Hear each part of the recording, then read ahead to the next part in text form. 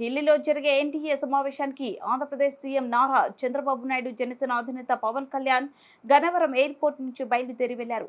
ప్రత్యేక విమానంలో చంద్రబాబు, పవన్ కళ్యాణ్ ఢిల్లీ బయలుదేరి వెళ్లారు. ఢిల్లీలోనే ప్రధాని నరేంద్ర మోదీ, అమిత్ షాతో ముఖ్యమంత్రిగా ప్రమాణ స్వీకారం, మంత్రివర్గ కూర్పు తదితర అంశాలపై చంద్రబాబు, పవన్ కళ్యాణ్ చర్చించనున్నారు.